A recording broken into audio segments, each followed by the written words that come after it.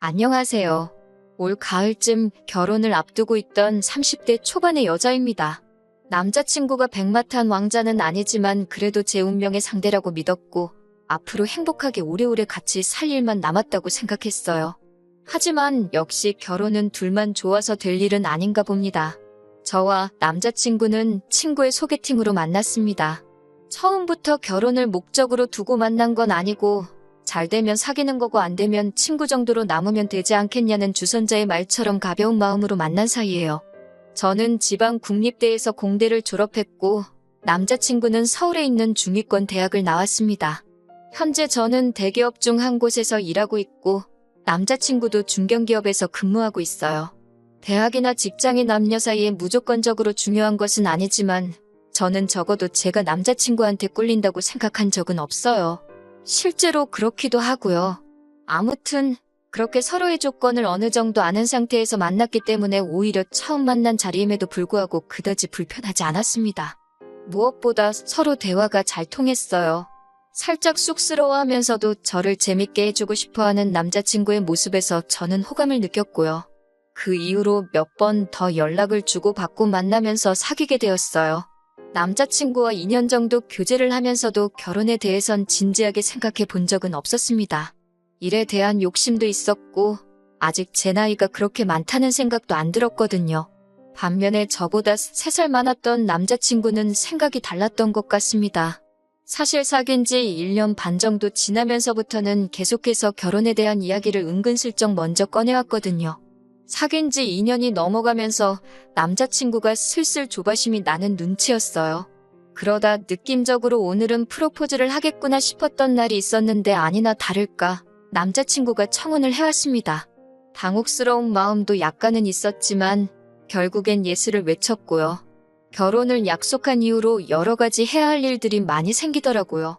일단은 사귀는 동안 남자친구의 가족을 한 번도 만난 적이 없었기에 인사를 드리러 가게 되었습니다. 남자친구는 서울 토박이라서 인사를 드리러 가는 길이 어렵지는 않았어요. 문제는 여기서부터 조금씩 남자친구 이야기와는 다른 사실들을 알게 되었습니다. 남자친구의 부모님은 저희 부모님보다 연세가 많으셨기에 은퇴를 하셨다고 했을 때 당연히 그러실 수도 있지라고 생각했어요. 하지만 아버님의 말씀을 들어보니 사회초년생 시절 은행을 한 반년 정도 다니신 걸 제외하고는 제대로 된 직장 생활을 하신 적이 없으셨습니다. 인력사무소 등을 통해 막노동을 하시거나 이삿짐을 나르시는 정도라고 할까요? 직업에 귀천이 없다지만 그래도 어느 한 곳에 진득하게 있지 못하셨다는 점이 마음에 걸렸습니다. 게다가 당신 말씀으로는 인간관계가 좋아서 주변에 사람이 끊이지 않았다고 하시는데 어머님의 말씀을 들어보니 그것도 아니더라고요. 아버님은 술을 좋아하시고 사람들과 어울리기를 좋아하셔서 그나마 얼마 되지 않는 돈도 벌기만 하면 형님 마우하는 분들과 술판에 다 써버리기 일쑤셨답니다. 어쩔 수 없이 남자친구 어머님께서 식당에서 설거지하고 마트 계산원으로 일하시며 생계를 꾸려나가셨다고요.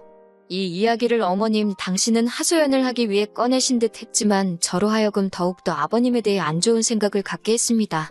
그나마 다행인 건 어머님의 지독한 생활력 덕분에 지금 살고 계신 아파트와 또 다른 지역에 아파트 하나가 더 있다면서 저와 남자친구가 결혼하게 되면 그 하나를 저희 살라고 주실 거라 하시더군요. 제가 속물이라고 보일 수도 있겠지만 솔직한 심정으로 제가 결혼해서 남자친구 부모님과 같이 살 건 아니잖아요. 그러니 남자친구 부모님의 이런 과거 정도는 괜찮다고 납득하고 이해하려고 노력했습니다. 하지만 추가로 남자친구 부모님은 성격도 보통이 아니셨습니다. 아버님은 솔직히 독불장군이라는 단어가 딱 어울릴 만큼 당신밖에 모르시는 분이셨어요. 남자친구든 어머님이든 어떤 말이나 행동을 했는데 아버님 맘에 안 들면 불호령이 떨어졌습니다. 너무 사소한 일이라서 왜 저런 일로 화를 내시는지 옆에서도 이해가 안 될 정도로요. 가시방석에 앉은 기분이라서 한시라도 빨리 집에 가고 싶은 심정이었네요. 특히 말끝마다 당신이 살면 얼마나 살겠냐며 모르는 사람이 들으면 한 80도 넘은 노인이 할 법한 이야기를 하셨습니다. 참고로 남자친구 아버지는 이제 막 환갑을 넘기신 나이고요. 언젠가 한번 남자친구가 담배 필 거 다 피고 술 마실 거 다 마시면서 건강 걱정하는 거 보면 자기 아버지지만 한심하고 화가 난다길래 제가 한 소리 했거든요. 그래도 그렇지 누가 부모님에 대해서 그렇게 이야기를 하냐고요. 그런데 실제로 단 하루지만 옆에서 아버님을 지켜보고 있으니 남자친구가 속 터지려고 한 이유를 알겠더라니까요. 담배도 꼭 집 밖으로 안 나가시고 베란다와 화장실에서 피셨는데 저는 원래 냄새에 예민하고 비위가 약하거든요. 속에서 구역질이 올라오는데 참느라 정말 고생했습니다. 점심 식사를 하는데도 반주치곤 상당히 많은 양인 소주 한 병을 다 드시길래 과음하시는 거 아니냐고 조심히 여쭙습니다. 그러자 못 먹어서 스트레스 받아서 일찍 죽나 아파서 일찍 죽나 똑같다고 받아치시는 거예요. 그럴 거면 애시당초 어차피 살면 얼마나 살겠냐는 말씀 같은 걸 하지 마시라고 한마디 쏴붙이고 싶었어요. 이렇게 이야기하고 나니까 마치 아버님만 정말 별로고 큰 잘못한 것처럼 들릴 수도 있을 것 같아요. 하지만 어머님도 만만치 않으셨습니다. 아버님 때문에 어머님이 희생을 많이 하시긴 했지만 현모양처라는 단어와는 거리가 아주 머신 분이셨어요. 드센 성격에 어른께 이렇게 표현해도 될지 모르겠지만 푼수가 따로 없으시더라고요. 굳이 저한테 왜 남자친구의 전 여자친구 이야기를 하시는 건지 의중을 알 수가 없었습니다. 전에 사귀던 여자가 어느 대학을 나왔다는 둥, 당신한테 무슨 선물을 사왔다는 둥, 그렇지만 얼굴이 별로였다는 등 할 소리와 안 해도 될 소리를 전혀 분간하지 못하시는 것 같았습니다. 떨떠름한 표정으로 듣고 적당히 웃으며 호응은 해드렸지만 오늘 이 인사가 끝나면 저에 대해서도 어디 가서 이런 식으로 말씀하고 다니시겠구나 싶은 생각이 들어 찝찝하고 마음이 좋지 않았습니다. 다행인지 어쩐지 그날 이튿날 남자친구에게 전화가 걸려왔습니다. 남자친구는 자기 부모님이 저를 너무 마음에 들어한다며 하루라도 빨리 나를 잡았으면 좋겠다고 성화였어요. 하지만 솔직히 저는 그때부터 이 결혼을 하는 게 맞는 건가라는 싶더라고요. 파혼까지는 아니었지만 뭔가 마음에 깨름직한 게 있었다고 할까요? 이러지도 저러지도 못하고 시간은 흘러서 상견례 날이 되었습니다. 저희 부모님은 지방에서 살고 계셨지만 저나 남자친구 그리고 남자친구 부모님까지 전부 다 서울에서 살고 있었기 때문에 상견례도 서울에서 하게 되었습니다. 상견례가 어떻게 보면 제가 결혼을 미루게 된 결정적인 사건이었습니다. 제가 남자친구와 결혼을 결심했던 이유 중 하나는 남자친구는 허세나 허풍이 없고 담백한 사람이에요. 하지만 남자친구 아버님은 남자친구와는 판이하게 다르신 분이었습니다. 저희 부모님하고 기싸움을 하려고 하시더군요. 물론 사람들이 모이면 기싸움을 할 수도 있고 저도 그럴 때가 있으니 이해를 합니다. 하지만 자꾸 저나 저희 부모님을 깎아내리려고 하는 게 눈에 보이니 너무나 불쾌하더라고요. 처음에는 양가 부모님 사이에서 가벼운 이야기가 오가고 있었습니다. 그러다 남자친구 아버님께서 갑자기 저희 부모님더러 지방 사람들은 서울이 어떻게 돌아가는지 잘 모르지 않냐며 말씀하시더군요. 광화문 촛불 이런 거는 TV로밖에 못 봤을 거 아니냐며 세상이 변했다는 그런 말씀을 하시더군요. 그러더니 또 무슨 말씀을 하시다가 당신이 금융권에 좀 있어봐서 안다며 아는 척을 하시고요. 듣고 있는데 가관이더라고요. 남자친구는 그래도 자기 부모님이라 그런지 별말 없이 앉아있는데 그 꼴도 보기가 싫던걸요. 게다가 남자친구에게는 2살 많은 형이 있었는데 장가도 안 간 그 형이 상견례 자리에 말도 없이 따라 나온 것도 부족해 어찌나 쩝쩝거리고 개걸스럽게 밥을 먹어대는지 꼴보기 싫어 죽겠더라고요. 아무도 묻지도 않았는데 혼자 이게 맛있네 이건 별로네 품평회를 해대지 않나. 저는 솔직한 말로 남자친구 가족이 이 정도로 경우 없고 수준 없는 사람들인지 몰랐습니다. 어머님은 기껏해서 찾은 대화 주제라는 게 저희 어머니께 연예인 누구누구 좋아하냐고 어깨가 딱 벌어진 게 한번 기대봤으면 소원이 없겠다며 호호 웃으시는데 그게 상견례에서 사돈에게 할 대화인가 싶더군요.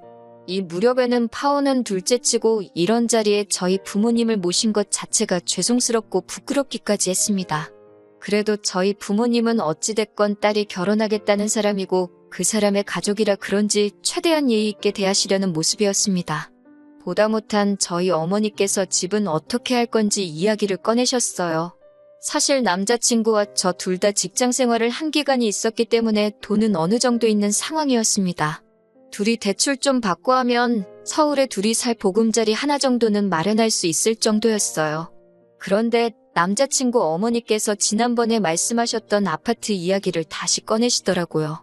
저도 사람이니까 당시에 아파트 주신다고 말씀하셨을 때 혹하긴 했지만 동시에 큰 기대는 안 하고 있었거든요. 하지만 이야기를 잘 들어보니까 어머님 말씀이 아파트를 죽인 줄건데 증여세가 있다고 하시더군요. 그러면서 저희 부모님께 그 증여세를 대신 내달라고 하셨습니다.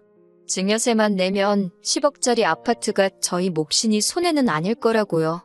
저희 어머니가 듣고 잠시 생각을 하시더니 그러면 명의는 공동으로 해주실 거냐고 물어보셨어요.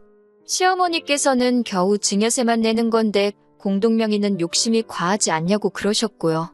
저희 어머니도 그럼 증여세고 뭐고 복잡하게 만들 것 없이 저희 둘이 알아서 집 문제는 해결하게 두자고 하셨습니다. 저도 솔직히 증여세를 대신 내주는 건 내키지 않더라고요. 대충 계산해보니까 증여세의 혼수에 이것저것 하면 거짓 못해도 2억은 훌쩍 넘을 것 같더라고요. 사람 일이라는 게 당장 내일이라도 무슨 일이 생길지 모르잖아요. 아파트가 탐이 난 것도 아니었어요. 말했다시피 이미 저희가 모아놓은 돈으로 신혼집을 구할 수 있는 상황이었으니까요. 그깟 공동명의 안 해줘도 그만이고 솔직히 어머님 소유의 아파트에 대해 제가 기여한 바가 전혀 없으니 명의를 그렇게 하는 게 당연하다고도 생각했고요. 하지만 차라리 지분 설정을 한다면 모를까 세금을 저희 부모님께서 대신 내달라는 말 또한 무슨 생각으로 꺼낸 말씀인지 솔직히 이해도 가지 않았습니다. 그러자 이번엔 남자친구 아버지께서 나서서는 어떻게 그렇게 계산이 느리시냐면서 누가 봐도 이건 남는 장사인데 왜 줘도 못 먹냐는 식으로 말씀을 하시더군요. 단어 선택도 어찌나 저렴하신지 저도 이 무렵부턴 불편한 기색을 숨기기 어려웠습니다. 그 와중에 남자친구의 형까지 나서서는 그까지 세금 몇 푼 내는 게 아까워서 그러냐며 저에게 묻더라고요. 이 말을 듣고 저도 너무 화가 나서 제가 내야 될 세금이면 당연히 내겠지만 이건 엄연히 그쪽 재산에 부과되는 세금인데 그걸 대신 내달라고 하는 게 이상하다고 세금 몇 푼 내는 게 아까워서 그러냐고 말 그대로 돌려줬습니다. 그러자 남자친구 형은 윗사람이 될 사람한테 말버릇이 그게 뭐냐며 저에게 훈계 아닌 훈계를 하더군요. 저도 아직 결혼식을 한 것도 아닌데 저한테나 저희 부모님한테 말 함부로 하지 말라고 다시 받아쳤고요. 그제서야 양가 부모님도 분위기가 심상치 않음을 느끼시곤 둘 다 그만하라며 저와 남자친구 형을 말렸습니다. 그리고 이 순간 저는 다시 한번 남자친구에게 실망을 하고 말았어요. 남자친구는 이 모든 상황에서 말 한마디 똑바로 하지 못하고 눈치만 살피기 급급하더군요. 아슬아슬하게 상견례 자리는 끝나지 않았고 상황의 심각성을 눈치챈 듯한 남자친구가 그냥 저희 둘이 알아서 할 테니까 어른들께서는 집 문제로 너무 골치 아파하지 마시라 한마디 하더군요. 그런데 남자친구 아버님께서 기껏 하신다는 말이 솔직히 당신네가 너무 손해랍니다. 당신 아들은 서울에서 이름난 대학을 나왔지만 저는 지방대 출신이지 않냐면서 이렇게 한쪽으로 기우는 결혼을 해도 되는지 모르겠다고요. 이 이야기가 끝나기 무섭게 저희 아버지도 더는 못 들어주겠다 싶으셨는지 말씀을 하실 때 생각을 좀 하시라고 큰 소리를 내셨습니다. 저희 둘 다 이제 어엿한 사회인인데 앞으로 전망을 봐야지 몇 년 전에 졸업한 학교를 비교하는 게 무슨 의미가 있냐고요. 당장 받는 연봉만 해도 제가 훨씬 더 많이 받고 있고 결혼자금으로 모아놓은 돈마저도 제가 훨씬 많았기도 했고요. 온 가족이 들러붙어서 말도 안 되는 걸로 입씨름을 하고 있는 모습을 보자니 이게 다 사람 잘못 보고 결혼을 결심했던 제 탓인 것 같고 부모님께 죄송스럽고 한시라도 이 자리를 벗어나고 싶은 마음뿐이었습니다. 결국 저는 자리를 박차고 일어나 이 결혼은 안 하는 걸로 하겠다고 소리치다시피 말하곤 부모님께 가자고 했어요. 그러자 남자친구가 갑자기 왜 그러냐면서 그래도 이건 경우가 아니지 않냐고 제 손목을 잡아채더라고요. 그러자 저희 아버지께서 싫다는데 왜 붙잡냐며 놔주라고 호통을 치셨습니다. 당장이라도 남자친구를 한 대 때리실 기세였어요. 하지만 그 순간에도 남자친구 어머님께서는 절 보면서 주제에 어디 가서 이런 남자를 또 만난다고 튕기고 난리냐고 꼴값돈다 하셨습니다. 정말이지 교양이라곤 하나도 없는 분이라는 걸 다시 한번 알겠더군요. 결국 그렇게 상견례 날 결혼 이야기는 파토가 나버렸고 저는 억울하고 분한 마음을 삭히지 못한 채 며칠을 보냈습니다. 그래도 하루하루 시간이 지날수록 마음의 평정이 찾아오고 냉정하게 상황을 돌이켜볼 수 있었습니다. 저런 집안과 저희 부모님이 사돈을 맺게 하는 거야말로 불효나 마찬가지라는 깨달음을 얻었고요. 무슨 바람이 불었는지 한 2주 정도 지나고 나서 남자친구에게서 다시 연락이 왔어요. 저희 집에서 증여세를 내주면 공동명의해도 된다고 허락받았다며 없었던 일로 하고 우리 다시 결혼 진행하자고 하는데 그까짓 거 공동명의해주고 얼마나 뻣뻣하게 고개를 들고 잘난 체를 하실지 안 봐도 비디오라서 됐다고 했습니다. 막말로 저희 부모님이 돈이 없으신 것도 아니고 저로서는 아쉬울 거 하나 없었으니까요. 손해보고 결혼시킨다는 듯이 큰소리 뻥뻥 칠 때는 언제고 결혼 뒤집어버리니 다시 찾아와서는 왜 저러나 싶었어요. 남자친구는 그래도 우리가 만난 세월이 있는데 어떻게 이렇게 한순간에 모른 척 할 수 있냐며 너무하다고 했지만 지금이라도 남자친구를 끊어내서 다행이다 싶을 뿐이었고요. 조금의 후회나 미련도 남아있지 않습니다. 당분간은 별로 연애도 결혼도 생각이 없고 자기 관리나 열심히 하면서 살아보려고요. 그러다 또 기회가 되면 혹시 아나요. 똥차를 보내버렸으니 이번만큼은 정말 백마가 아니라 벤츠를 탄 왕자님이 나타나 줄지도요.